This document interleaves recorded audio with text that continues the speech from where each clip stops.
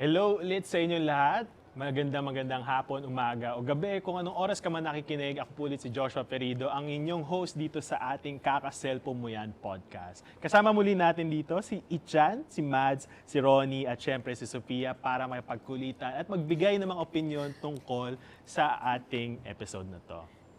Okay, so kanina ay pinag-uusapan na natin yung tungkol sa likes, sa shares, at yung pag-post at sabi nga ni Ichan na sinusuportahan niya yung sarili niya. Self-support. Siya na mismo nagko-comment dun sa mga posts niya. HM po. Ganun. Dun sa... PM sent. PM sent. Kasi nga sabi niya nga, meron siyang buy and sell dati. Pero kaya ako siya tinatanong kasi gusto kong malaman kung ang likes ba at ang shares, sa kanya kasi bilang content creator, masasabi niya, mamaya kukunin natin opinion niya, ayoko magbigay ng sarili ko opinion tungkol sa kanya. Pero sa inyong tatlo, pag nakakita kayo ng post tungkol sa isang bagay, o yung post na gusto niyo, kunwari sports, memes, si Jordan Peterson. Ay kanyang pinopost ay maraming likes at shares. Nagmamatter ba yun? For me, hindi. Content kasi talaga yung tinitignan ko. Like, Pero pag una mo siya nakita, hindi talaga? Hindi. Pag una mo nakita yung post about memes, nagmamatter ba yun? Na maraming likes at shares? Depends po on the post eh. Oo. Pero pag marami... Hindi, pag anong unang post na makita mo sa wall mo, nakita mo maraming likes at shares, magpipick ba ng curiosity mo yun? For example, about kay Sam at Moira. No po, kasi Hindi. wala akong pake. Wala kang pa. Sige, wait, ano ba mga pang-Gen Z na ano? Ano po? AI na baby na sumasayaw. Oh, AI baby sumasayaw. So pag nakita mo yun, pag nakakita ka ng gano'n na maraming likes, shares, or marami pang gumawa content tungkol. Auto-like. So tapos napapascroll ka pa. Opo. Or minsan titingin pa ako sa comments, tapos mga nakakatawa lalo yung comments. Yun po. Ikaw, It Mads? matters. Ako wala content lang. Kung TikTok kasi, talagang puro sports bike laman ng TikTok ko. Parang wow, gwapo ng motor. Ganun lang. Secondary na lang kung ay famous pala siya. Next ko nang makikita yun. Tapos naganap ka pa ng isa pa na sport. Oo, scroll pa rin ako. Ganun. Kasi minsan natutuwa ako, parang ay, ang angas ng motor. O sunod ulit. Minsan kasi lady rider, may lalaki, ganun. So, pero dun lang naman ako nakafocus sa sports bike. Pero hindi ko later ko na napapansin ko ilan yung heart. Ganun. So, content talaga. Nagbabasa ka na ng comments? Pag hindi ko lang naiintindihan yung content. For For example, may joke. Medyo slow kasi ako sa mga ibang ano daw? Doon ako comment. Yun lang. Pero pagka malinaw naman, hindi masyado. Sa'yo, Ichan? As a content creator, syempre sobrang importante ng engagement sa akin. Kasi yun yung sa data ko, kasi inaaral ko rin naman yan, na yung data ko, ito yung gusto ng tao. So ito yung kailangan kong mag-focus na i-post pa. Kasi dito sila nahihilig eh. Dito sila napapascroll ng maigi. So yun. So okay sa'yo pag nagma-mindless scrolling ang mga tao? Tungkol sa'yo? Kunwari, Tungkol sa akin, nakakita ko isang post mo, nilike ko, tapos pumunta ako sa wall mo. Ang dami ko pa nakakitang nakakatawang ano. ito, I'll ask you. For you ba ang content is addiction? Nakaka-addict ba? Yan. Yes? Tingin niyo? Yes! Yeah, di ba? Ayun, kung tingin niyo Moderator lang ako kaya hindi ako Yes! Na on the spot daw siya. Nag-isip na kagad kasi ako susunod na tanong eh. Kasi ang tingin ko, ang tingin ko sa akin, para akong drug pusher. To be honest, para akong nagsisensei, para akong, ito gamitin mo kasi nakaka-addict to eh. So makikita mo, masasabi mo siya ang problema ba, ang mindless scrolling? Problema siya. Pero ikaw kasi isang content creator. It is a positive for you na nagma-mindless scrolling sila sa'yo. Hindi siya mapipigilan. However, you can choose a content na maganda naman eh. Like na same values kayo, may natututunan ka. So, kapag doon ka na mindless scrolling, so I think pwede. Pwede siya. Pero, I think, talaga, kailangan maging self-aware ka. Importante pa rin na self-aware ka. Kasi, mauubos yung oras mo dyan. Kapag scroll ka ng scroll. Ikaw, bilang ikaw ay nabuhay sa edad na puro tech na. Sa akin, Masasabi mo ba ang Mindless. healthy ba ang mindless scrolling? At nasabi mo din kanina doon sa ating break ay nagko-content ka din on your own. For me, depende rin po talaga siya kasi yung ibang na-scroll ko is very Education. educational. Aha. And yun, mapapastalk ka dun rin na, ganito pala and stuff like that. Pero, sometimes, kunyari, pag wala kang bored ka and or tinamad ka maggawa ng assessments, magpupunta ka sa TikTok and mag-watch ka ng contents and yun, ubos ng time siya. So, hindi mo na nagawa yung assessments mo. So, Papahinga ka lang. hindi mo talaga masusukat kung is it good or bad. Kasi meron contents na maganda mag-flow para sa'yo. And there are times na maubos yung time mo dahil dun sa mindless scrolling. Alam mo, nakatingin sa'yo si Mads kasi narinig niya yung assessment bilang teacher. Parang gusto niyang protekta, i-ano yung sarili niya. Kaya po yun ikram. Hindi, actually hindi ganun eh. Nakarelate ako. Coming from a teacher, Ibig sabihin, papahinga ka lang, napasobra yung pag-i-scroll. Pag tingin mo yung oras, matutulog ka na. pero sa tingin mo, ikaw, Mads, bilang isang professor dito, sa tingin mo, healthy pa ba ang mindless scrolling? I know there are contents na educational. Merong contents na kakabuti naman nila kung ito talaga yung trabaho or career path na gusto nilang i-take. Para sa bilang teacher. Depende sa effect din sa individual, syempre. Kasi leisure activity naman ang mag-phone, ang mag-scroll. Kahit naman ako, ang malakas talagang makaubos na oras yung mga reels. Kasi nag-i-scroll kami, minsan 2 hours ka na pala nag-i-scroll. Di ba? So, ang akin lang kasi, pag titingnan natin how it affects the individual, 4Ds yan eh. 4Ds. 4Ds yan. Sige, ano yung unang D? Danger, Danger, deviance, distress, Distress? and dysfunction. Sige, define So, natin isa-isa. dyan sa 4Ds na yan, dyan natin tinitingnan whether a behavior is already pathological. Danger, you're a danger to yourself and to the society. Yun, as is danger. Defiance, it is culturally deviant. Yung behavior mo is not something that is acceptable to your culture. Kasi wala namang standard normality and abnormality of behavior eh. Pagka ina-assess natin, we always look at the cultural background of the client. May ganun eh. No? So, kasi it may be abnormal to you. Kunyari, ikaw yung clinician or ikaw yung professional. It may be abnormal to you, pero when you checked your client's cultural background, normal pala sa kanila yon. Therefore, it's not pathological or it's not problematic in sense. Parang ganon. The next one is distress. Distressful to self and to others. Distress sa sarili mo, it causes so much distress to the point that it impairs your important areas of functioning. Hindi ka na nakakapasok sa school or sa work. Gusto mo na lang mag-scroll. No? Or gusto mo na lang mag-phone or mag-Dota or hindi pala. Ano to sa game? Yung game sa phone na ML, for example. No? So, it impairs your important areas of functioning. And then, dysfunction, yun na yun. Kasama na yun doon. Ano pa ba isa? Ano sabi ko? Danger, defies function, and distress. Distress. Yun, distress. Distress na meron kang parang nararamdaman na you shouldn't be doing it kasi nakakasagabal na nga eh. No? Yun. So, So, masasabi mo ba sa mga estudyante mo na problema talaga ang mindless scrolling? Kapag umabot na sa ganung point. Okay. Na kasi, hindi naman natin pwedeng, kanyari, na-mention kayo na, nakaka-addict ba yan, in a sense? Masasabi nating addiction na siya if may natap na dun sa 4Ds. Especially yung important areas of functioning. Ganyan naman natin yung dinadefine lagi eh. If the behavior impairs important areas of functioning and it's not culturally relevant, not acceptable to the norm, mga ganon. So in short, pag may personal distress sa'yo na to the point that it impairs your important areas of functioning, then it's a problem, it's a serious problem already. Kasi meron tayong tinatawag na screen dependency disorders eh. I'm not sure lang kung it's already in the DSM, pero kasi may mga disorders na provisionary kung tawagin. Ibig sabihin, it's still understudy pa, pinag-aaralan pa if it qualifies as a disorder. May mga ganon.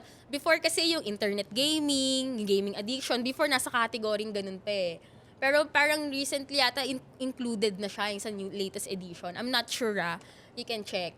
No? So may mga ganun tayo. Pero yun nga, para natin masabi na something is abnormal, yung minention ko earlier. Yun, yung distress na to the point na nakakasagabal na sa pang-araw-araw na pamumuhay. Sa tingin ko dahil binanggit mo yung 4 na D, kailangan na lang natin ng isang D. Ano? Direction. One direction. Ngayon, bibigyan tayo ng tamang direksyon ni Ronnie bilang parent, bilang nanay ng dalawa. Minention nga ni Mads yung Nung 4Ds. paghahalataan yung mga grupong naabutan niya. Kasi idol ko rin yung dati. Okay, bilang nabanggit nga yung 4Ds, ikaw bilang isang magulang, how do you put a direction to your children? May sense na pag nag-i-scroll ka, wala kang makukuhang knowledge diyan. Kumbaga parang dapat focus ka sa ganun ka bang parent? Focus ka dapat sa No. Actually, if you take a look at the word mindless scrolling, the word itself is telling you it's mindless. It's an activity that is not purposeful. 'Di ba? So, pero tulad nung sinasabi ni Chan, yung content niya, it encourages positive growth or improvement of a person. I mean, parang hindi ata nag-agree si Icha. parang hindi siya naniniwala sa... No, Parang di naman daw. you can really scroll. I mean, it can give, as long as it's purposeful, like, kaya ako tumitingin nito kasi it gives me happiness or it sustains my desire or my sports, the sports that I'm into, or kunwari I'm into health, naghahanap ako ng content on how to improve my health situation at my age, mga ganyan. Ano yung best exercises for my age? Then that is a purposeful scrolling. But if it takes a lot of your time to the point that it's detrimental to your day-to-day activity, then that is something that you have to address. Yes. Now for my children, it's a matter of minsan 'di ba, kaya ka naman nandun, nare-realize mo kasi wala kang outlet eh. Wala kang ibang ginagawa, wala kang pupuntahan. Diba? So as a parent, I think it's also important that you set certain guidelines at home.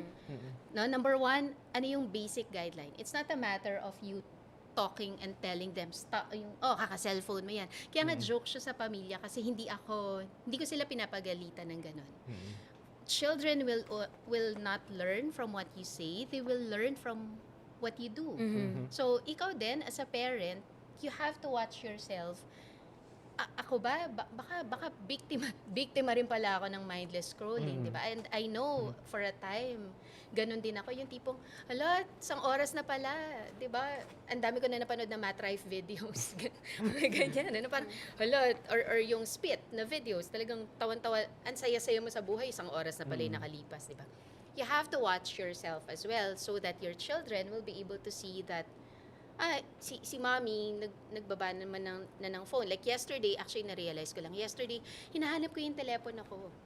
Kasi hindi ko siya hawak sa bahay. Because I tell myself that if I'm at work, I'm 100% at work. If I'm at home, I'm 100% at home. That's how I do it. So, kunwari kahapon, katabi ko yung bunso kong anak, nagsi-cellphone siya, hindi ko siya sasabihan kasi may ka-chat siya. Chat siya somebody. So, supportahan ko na lang siya. But what I did was, I just lie down. Humiga ako, umakap ako sa tabi niya, tapos kinukwentuhan ko siya kasi habang nagsi-cellphone, nanonood ng anime, nanonood ng Psyche. Sabi ko, ano na nangyari sa kanya? Ganyan. So, you engage the person. It's not about you setting rules because this generation is not that type of generation. So, you do it via modeling. Diba? You don't do mindless scrolling. You do other activities. Basic guideline lang, walang cellphone sa dining table.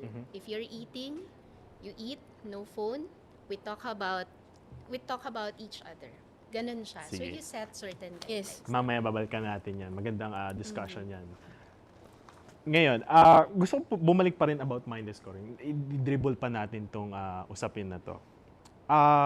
There are 2 forms of consuming content. Sa media tinatawag natin, merong short form, or yung viral form videos, at meron tinatawag na long form naman, which is ito yung mga YouTube videos na nakikita natin. How do short form videos contribute to mindless scrolling? Ikaw, mas gusto mo ba short form or long form? As an iPad kid. Kasi iPad... Wait, ano yung iPad kid? May ganun ba? May terms po. iPad kid, ever since nung bata ko, may technology na po Pinalaki na talaga ako. So, pag kumakain ako, kailangan ko may napapanood. Precious Arts kasi yung nabutan namin. yun lang yung mindless reading naman yun sa amin. Hindi po ako TV. What pa? Yun po, iPad kid po ako ever since. So, mas gusto ko may napo-focusan. Parang hindi ako makaka-focus without Subway Surfer.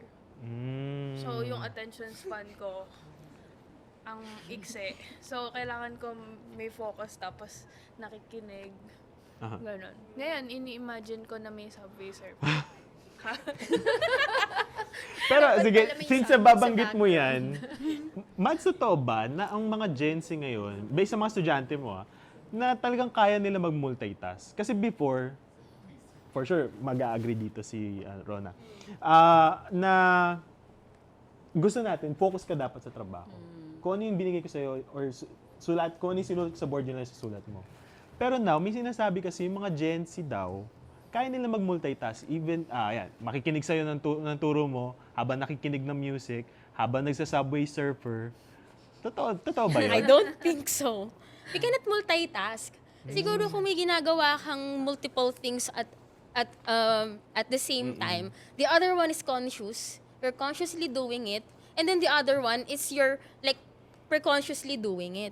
Nag-agree ka doon? So for example, Hindi siya nag-agree, Mads. Paano yan? Kasi for example, you cannot drive while doing PowerPoint. Pareho ng conscious attention yun eh. You get it? Kaya di ba minsan pagka yung habang nanonood ka tapos kumakain ka, hindi ka na aware na madami kang nakain. Kasi yung panonood, siya yung consciously attending ka. While the eating, yun yung preconsciously lang, automatic process. Kaya there's no such thing na multitasking na pareho siyang you're consciously attending. The other one is automatic process siya na kaya siyang gawin without consciously attending to it. Kaya yung, for example, makikinig ka tapos yung naglalaro ka and may music, possible merong something doon na hindi naman papasok. Kasi our brain is designed to filter things. Kaya hindi tayo na-overwhelm. For example, tayo nag-uusap, hindi ako na-overwhelm dito. Kasi I can focus. Mechanism ng brain yon. Na parang pag tumatawid ka, kahit maraming tao, o kahit biglang nandiyan yung crush mo, tatawid ka muna kasi baka mabundol ka, di ba? So yung, mamaya ka natitingin, ay, crush ko, teka, kasi may sakyan. Tatawid ka muna. So, pag ikaw ay normal na normally functioning individual. So, may mechanism yung brain Wait na lang, i-filter. parang hindi ata nag-agree si Sofia. So, pwede kasi may mag-suffer doon. Na makikinig ka, at the same time may music. So, could be siguro, if they define it, they are multitasking, but the brain itself is designed parang talagang to focus on Parang may pwede kang gawing sabay, but the other one is an automatic process. Yung hindi kailangan din ng same conscious level of attention. Okay, time. Sophia, rebut. Sige, bigyan ng example, tapos I'm gonna reflect on it. Diba? Anong masasabi mo dun sa sinabi? Pag kakain po ako ng food, hindi ko kaya na walang pinapanood. Okay lang yun kasi nga automatic process yung isa. Pwedeng yung pagkain mo ng meal, yun yung consciously attending ka kasi kumikilos ka eh. And then yung isa, yung automatic process lang yun. Parang preconsciously nanonood ka or pinakikinggan mo. And then the other one, doon ka nakafocus sa meal. Hindi pwedeng may kumakain ka ng meal habang nagtatype ng hindi gano'n na kind of multitasking. Ikaw, ano opinion mo Yun. dun sa sinabi ni Miss Yung Mads? the other one is automatic. Hindi po Bakit rin hindi ako agree. bakit hindi ka nag-agree? Kasi nagagawa ko yung multitask. Ayun na example. For example, pag nagagawa ko ng thesis, ginagawa ko rin yung presentation namin sa Entrep. Pwede yung dalawa. Like, same eh. Same thing. No?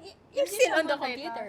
Pero hindi siya, iba, when you define multitasking itself, talagang, if you look at it in a psychological perspective, yung kakayahan ng brain natin, hindi yung sabay na consciously doing different things. Na for example, isa doon, nagigisa ka, yung isa gumagawa ka ng PowerPoint, parang mahihirapan ka.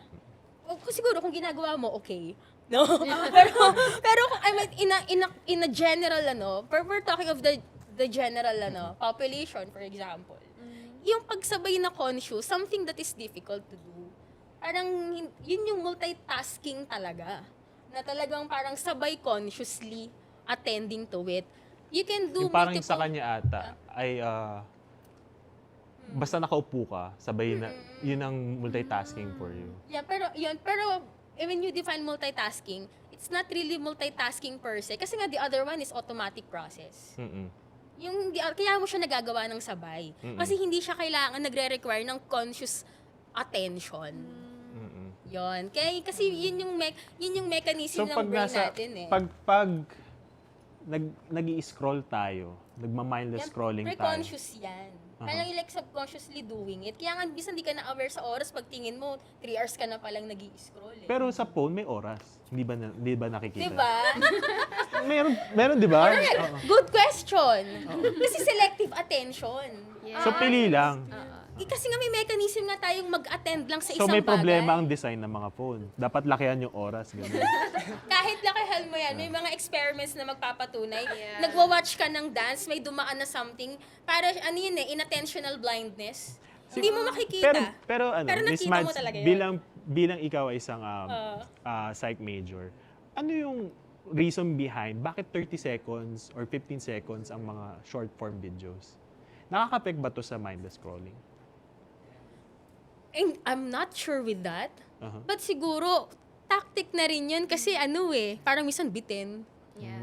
Diba? And Ikaw, parang you're wanting for more. Nabibitin ka ba sa 15 Actually, seconds? if I may, in short, yung short videos, normally it's designed for you to have to catch your attention for the first 8 seconds. I'm also into creating digital learning, and normally the audience is 20 plus. No, ang rule namin ngayon is not to create a video longer than 3 minutes. So that's what I ask my digital creators to do. Nothing longer than 3 minutes or else you will lose their attention. Dapat first 8 seconds mo, kaya mo talagang ma-catch yung attention. Yeah, Why? catchy Because siya.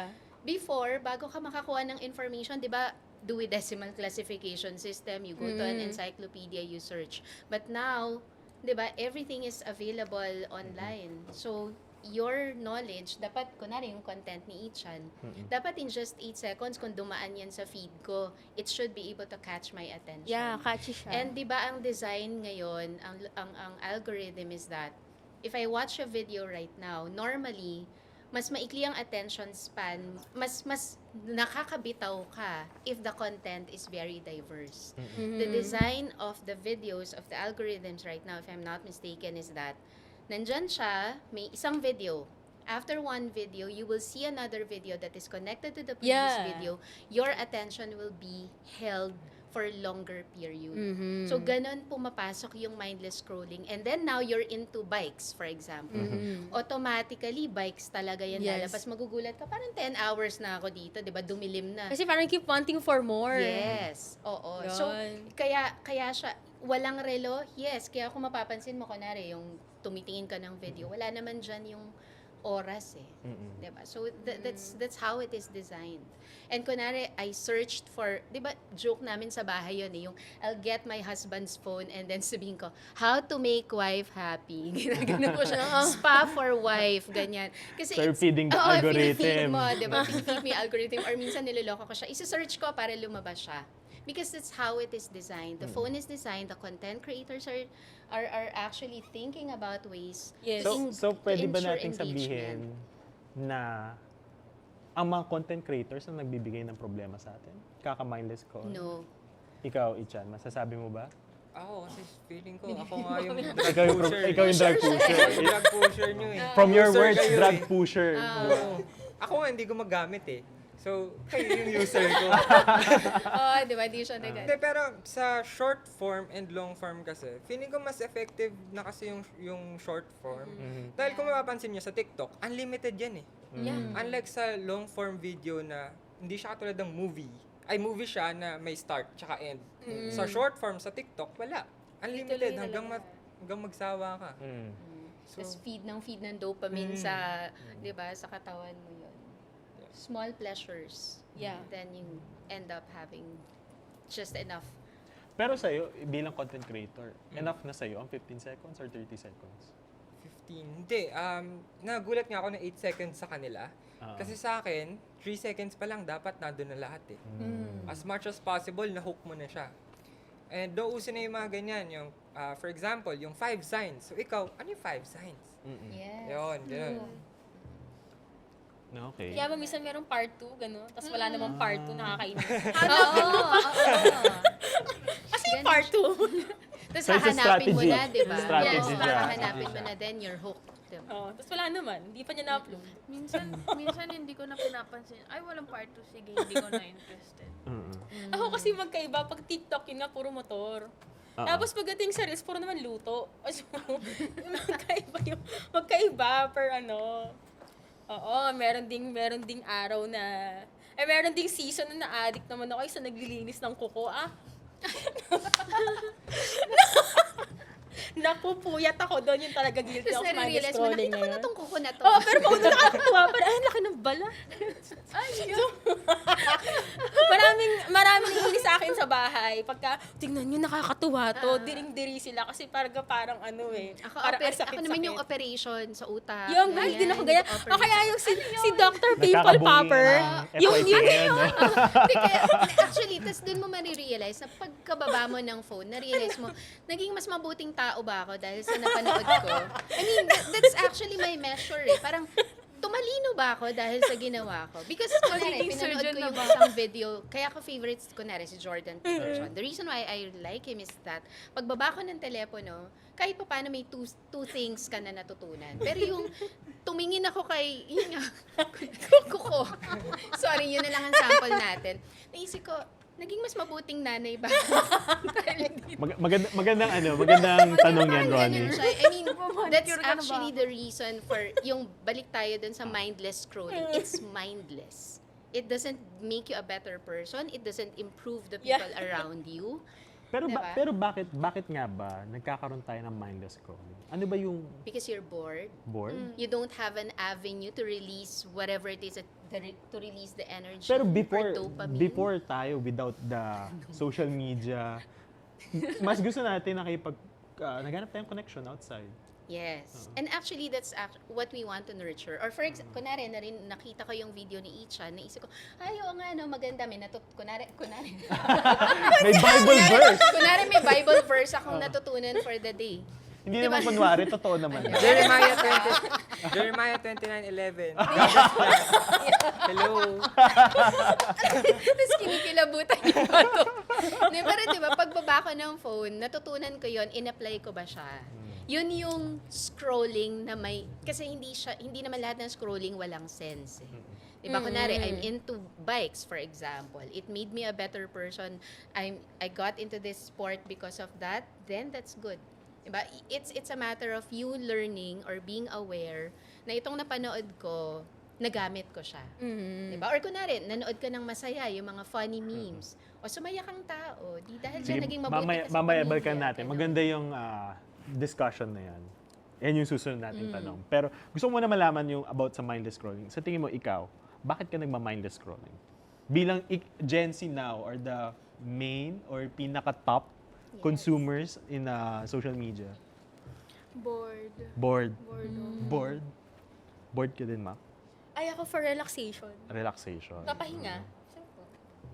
Pero ba't hindi ka nakakita ka na ng sports bike, di ba? So, na-try mo na ba ang sports bike? Hindi pa. Wala akong time eh. Pero yung time na ginagamit mo sa mindless scrolling, pwede mong gamitin time for... Ay, hindi, paano ba? Kasi pag sa work, work lang. Hindi ako nagpo-phone masyado. So, Pag sa uwi ko ng condo, tingin mo dahil Pag-uwi ko pa ng rin ba condo. sa mindless scrolling kaya So hindi mo magmamotor nagawa? ako pag gabi. Hindi, ano lang. Kasi, Umuwi ako ng condo. Tapos pahinga muna ako, ganyan-ganyan. So, nagmotor na lang. hindi, there are some cases na pwede De, joke lang. isasabi. Gets. Oo. Pero sa tingin mo nga ba, bukod sa pagma-mindless scroll mo, sa tingin, yun nga, nakikita mo yung mga nagbabike. Nakita mo yung si Peterson na ginagawa to. Sa tingin nyo, kaya nyo din gawin yun instead of doing mindless scrolling?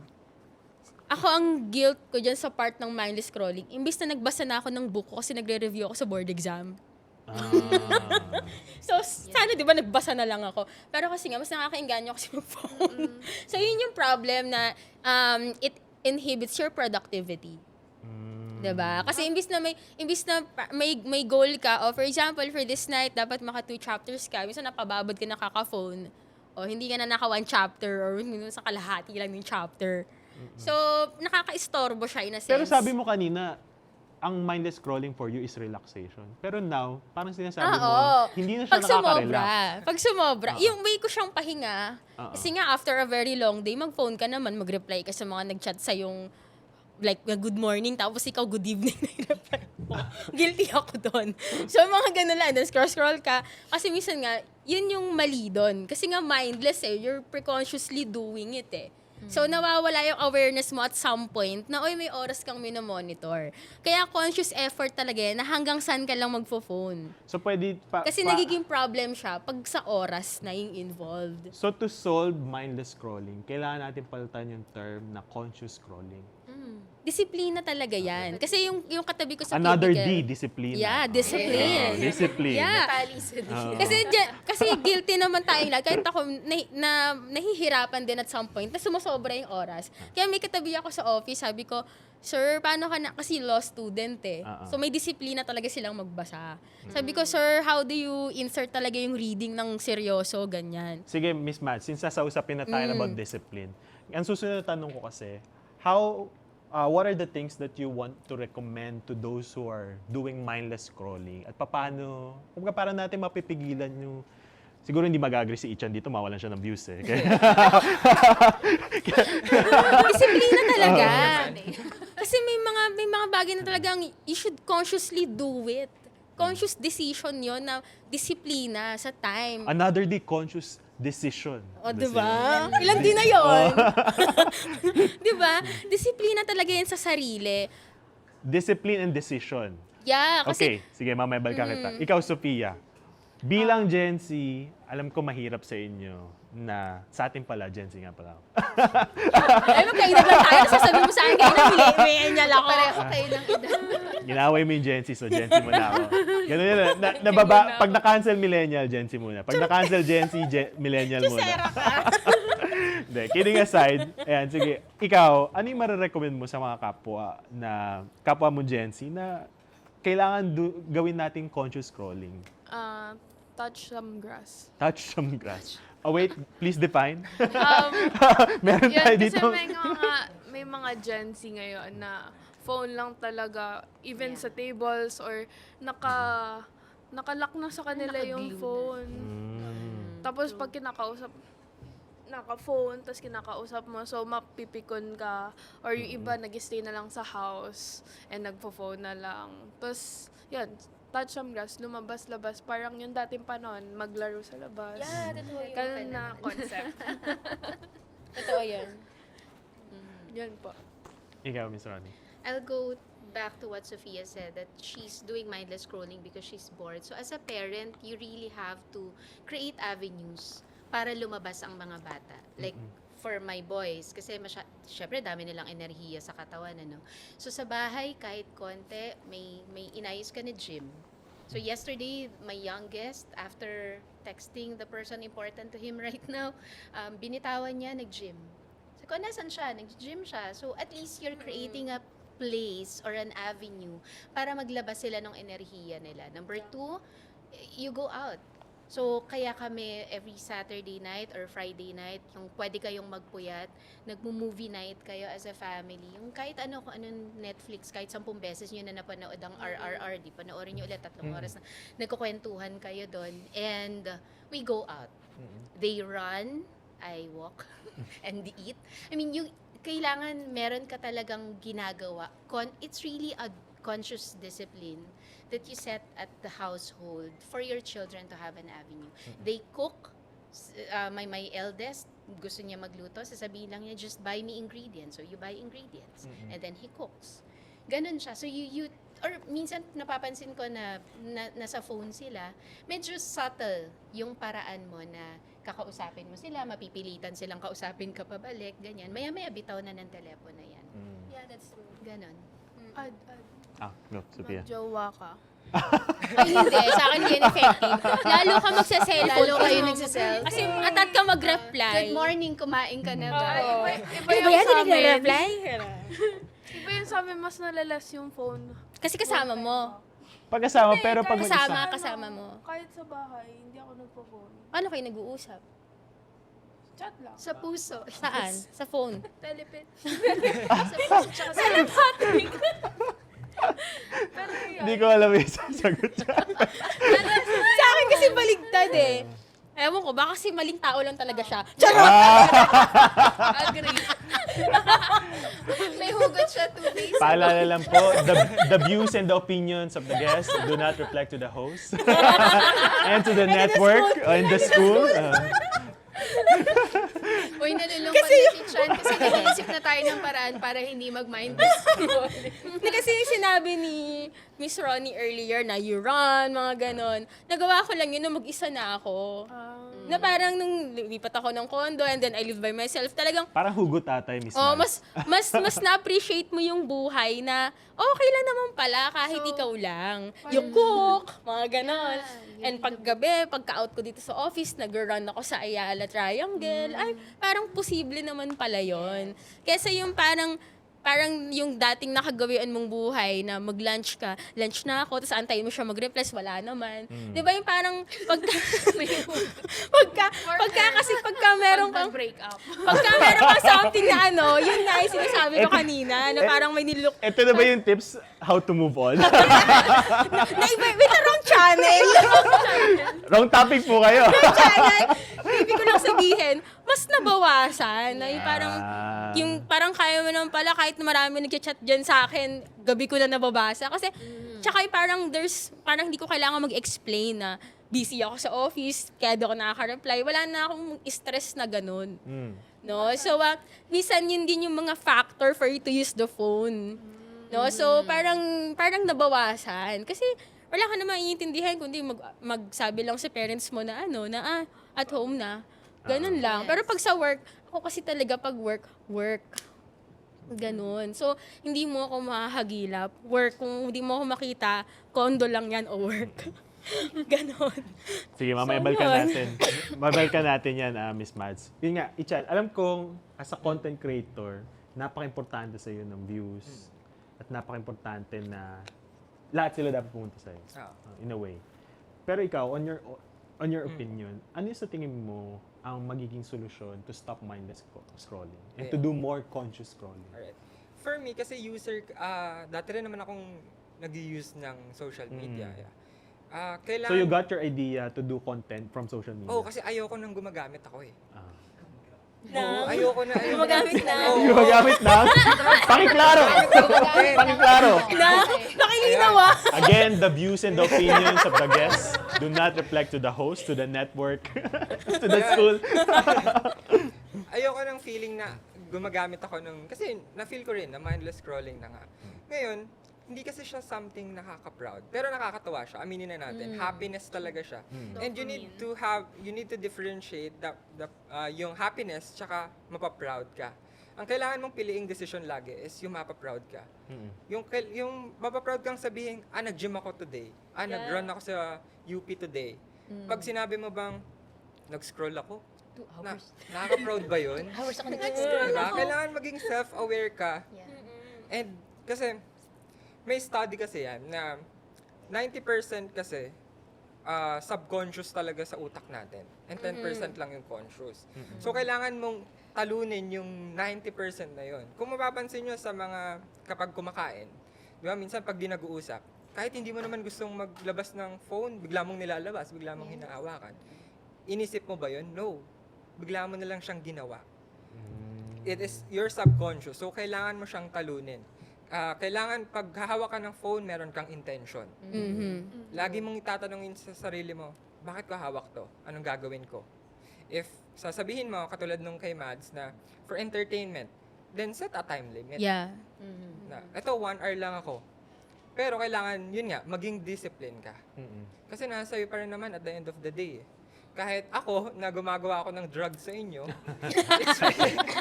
it's really up to you if you're gonna take it, di ba?